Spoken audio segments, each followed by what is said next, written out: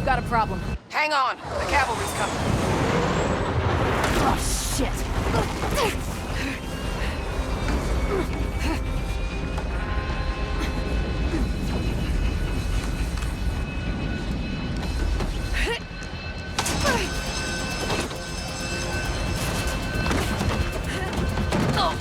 Come out with your hands up!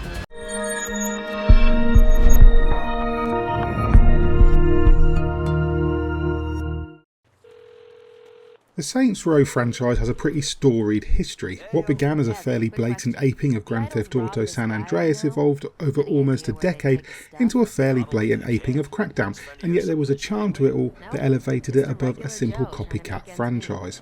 It's always been funny, it's always been irreverent, and there has always been far more quality and pathos in a lot of the dialogue than there has any right to be. It's a Frankenstein's monster of a series, having spent its lifespan cherry-picking ideas and concepts from other games and somehow folding them into its own gelatinous mass as though they'd always been there. Above all, Saints Row has always been capable of expansion and, if not maturation, then at least growth.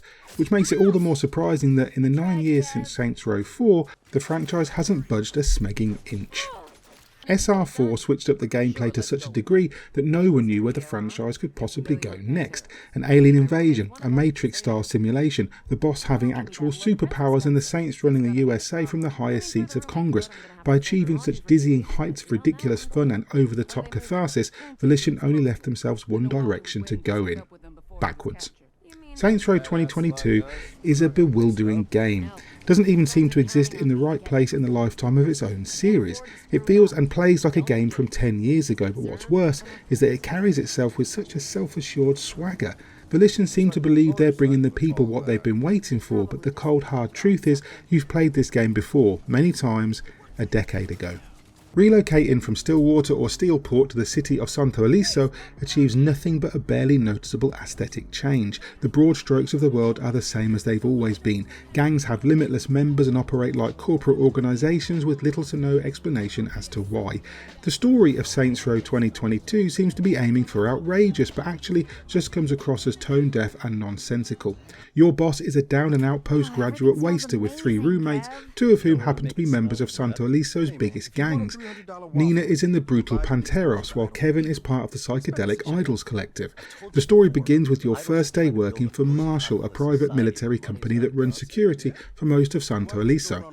Apparently, this requires no training or experience. You're just given a gun and a uniform and sent on a mission to capture a crime lord. The opening mission is an awful mess of confused level design. For some reason, the crime lord is holed up in a Wild West town, cringeworthy dialogue and shoddy, cumbersome animation, and it only gets worse from there. By day 2 you're head of Marshall Security, and by day 3 you're fired and decide to start your own gang. There's nothing organic about any of it, it all just happens. Story beats slamming down with the grace and precision of a rain of frogs.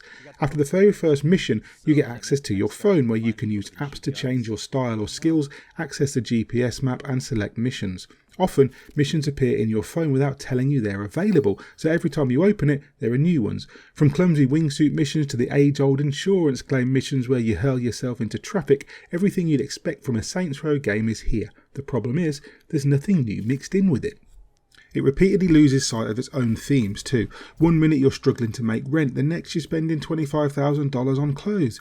You take on hundreds of gang members in the middle of the street with zero consequences, but can clip an NPC car and have the police on you in moments. The plot is a confusing, meandering belch of random violence peppered with occasional incongruous smatterings of well-written dialogue that never feels truly engaging. Like the gameplay, the AI also feels 10 years old. If you stop your car in the road, people will simply drive into it and each other to push it out of the way. Reaching a mission target causes all pursuers you've picked up to instantly give up and drive away. During gunfights, everyone just stands around in the open, firing at one another. Occasionally an enemy will crouch behind cover, but there's little point. With no cover mechanic for you, all you can do is strafe around through gunfights until everyone is dead. One saving grace is the flow system, which allows you to build up a meter and unleash a one-shot takedown on any unshielded enemy. Some of the animations for these are pretty cool, but the physics and collision detection for them are as bad as they are for everything else. Sometimes, for example, you clip a car and it explodes instantly. Sometimes you hit a curb and spin into the air. Sometimes people collapse when you hit them like ragdolls in a stiff breeze. Other times they catapult into the stratosphere. You can take damage if the car door clips your shoulder as you step out, for God's sake. These bugs may be nothing new to the genre or the series, but after 9 years, Volition should have a handle on some of them by now. It's shocking to even consider that Saints Row was quality tested at all, because it's riddled with bugs and glitches. A lot of these can be excused in an open world game of this size. Even Grand Theft Auto 5 and Cyberpunk 2077 struggled under the weight of their worlds, but Saints Row rarely strings 2 lines of code together without a bug in between. On the plus side, Santo Ileso is a huge playground full of things to find, side missions to get involved in and points of interest to photograph. Snapping landmarks with your phone will open fast travel points to get around quicker, although you can't use them during missions, so good luck if you pick one on the opposite side of the city. Also, for some reason, taking a picture of a decorative object allows you to instantly place a copy of it in your headquarters. The problem with Santo Ileso is that there's nothing that makes you want to explore it. There's nothing here you haven't already seen, nothing surprising or exciting to stumble on. Even the soundtrack when driving is lackluster, offering repetitive, mostly C-tier songs. As you grow your empire and buy up properties around the city, you'll gain access to new side hustles and associates, as well as a growing gang of hoodlums who'll help you fight and drop off vehicles at your request. You can also unlock skills and perks as you level up, with bizarre abilities like a flaming dragon punch that the game doesn't even try to contextualise. A lot of fuss has been made about the game's perceived wokeness, but it has been characteristically overblown. Yes, 2 of the 4 main characters are people of colour, one's bisexual, one's an intellectual, and the boss is canonically a black woman. But if that level of diversity is enough to have you crying about wokeness, I'd advise you not to watch any TV from the last 5 to 10 years, lest you be truly offended by the sheer audacity of societal advancement. Perhaps the most disappointing thing is that Saints Row 2022 had so much potential. Volition have been doing this for years, the series has pedigree, but this iteration falls at the first hurdle. Actually, that's inaccurate, the first hurdle was over a decade ago. This is like falling at the final hurdle, having been fucking helicoptered to it. If you turn off your brain and dive in, there's fun to be had in the chaos. The humour does land sometimes and the boss is written with the same likeable rogue attitude as always, but you really have to embrace the bad to find the good. It's a game that feels uncomfortably out of its time, like someone's drunk uncle at an 18th birthday party who runs around in his shorts making gang signs and waggling his tongue before face planting through a patio door. Unfortunately, open world games have moved on since 2013 and Saints Row hasn't.